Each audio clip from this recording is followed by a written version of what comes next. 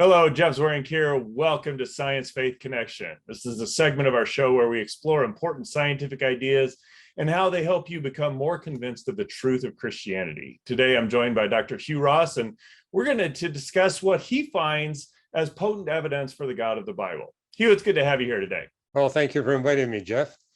So, Hugh, I just want to throw the question out here to you. I know you've done a lot of work. Obviously, you lead Reasons to Believe, which is a science faith organization.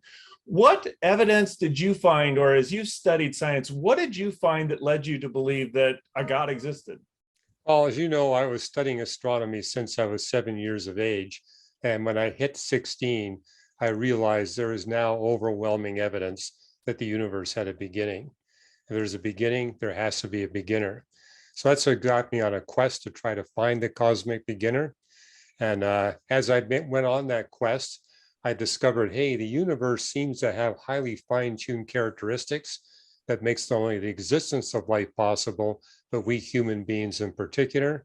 I was also struck by, as I began to go through the Bible, how it claimed that we humans were the epitome of his creation and that we were spiritual beings. And so the scientific evidence for human exceptionalism and for the fact that science is showing that we humans are different from other life forms and that we have a dual nature. That's what really compelled me to really get into the Bible in more depth. And finally, I recognized, hey, there really is a God that inspired the Bible in an inerrant way. And that's what motivated me to sign my life in the back of a Gideon Bible, giving my life to Jesus Christ. So this was more than just finding that there was some God out there that existed. You've actually done some work to figure out which God it was. What is it that it drew you to say it's got to be the God of the Bible and not some other God? Well, I looked at the other holy books that undergird the religions of the world. And so as I went through those books, I realized that they were filled with scientific errors. And when I looked at the Bible, I saw there was an absence of those errors. Not that I didn't see problems in the Bible, but I saw no provable scientific or historical errors. And so the fact that it got it right, that it got the sequence of events in the creation accounts in Genesis 1 correct, that it correctly described everything, I knew that was way beyond the science of the biblical author. And so that told me, hey, this book has predictive power. And also going through it and seeing how it predicted future historical events and did so with 100% precision. So it says this can't be a book that's just invented by humans. It must be inspired by the one that actually created the universe and set up humanity and human history.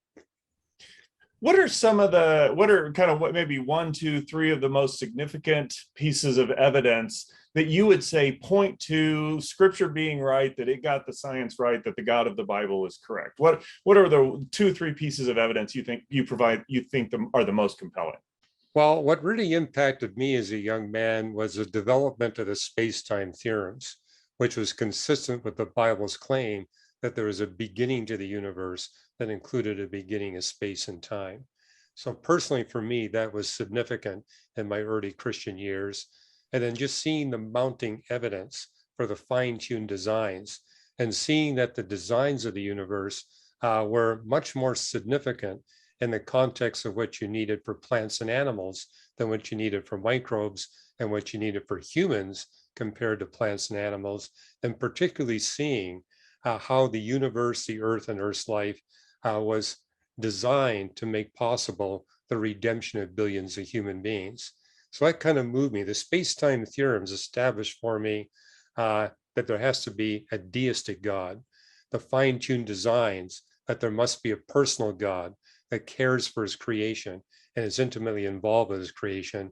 But as I went through the fine-tuning and the scientific evidence for human exceptionalism, this is what told me it's the God of the Bible, a God for whom the creation of humanity is the epitome of his creation and his desire to bring billions of humans into a redemptive relationship where he redeems us from sin and evil. So seeing how the universe is designed for the eradication of sin and evil, that was probably the most significant thing that told me this is not just the God of Islam or the God of Hinduism or Buddhism.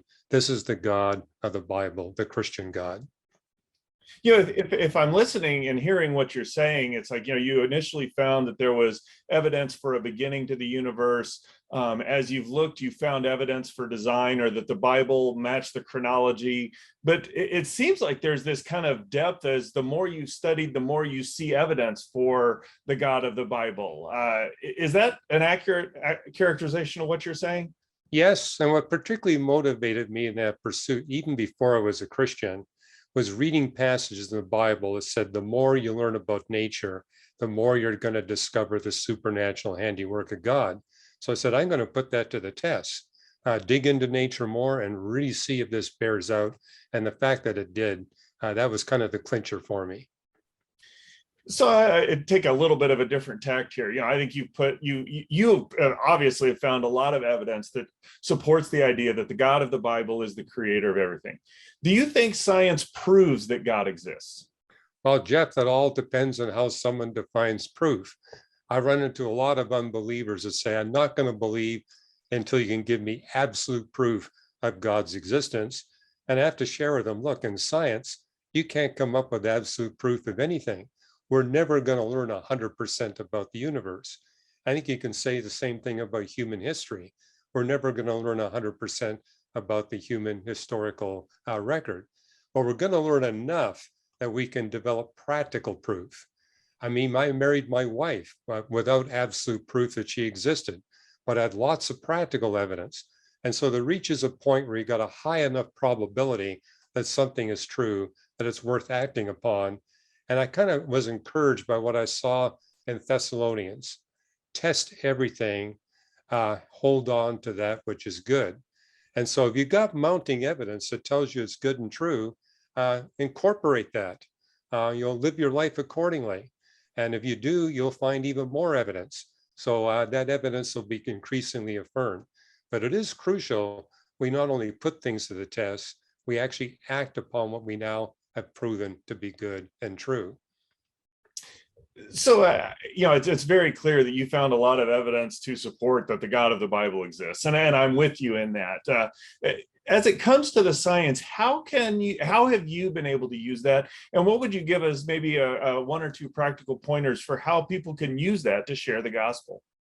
Well, if I run into someone who's not a believer and they're skeptic and they're skeptical of my claims, I say, hey, give it a test. Let's see what happens in the next month or two.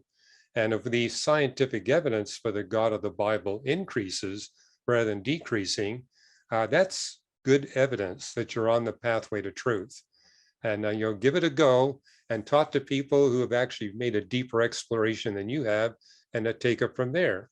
And that's the whole point. The more you study nature, the more evidence you'll accumulate for the God of the Bible.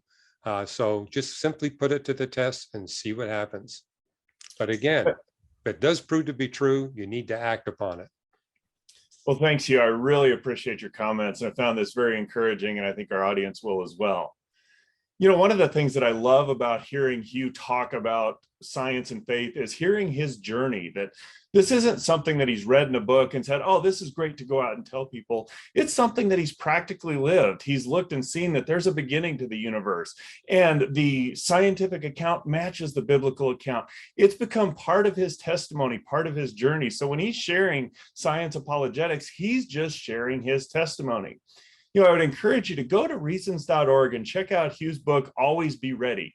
It helps you understand his journey, but will also give you pointers on how you can make it part of your testimony so that you can go out and share the good news that God has given to you.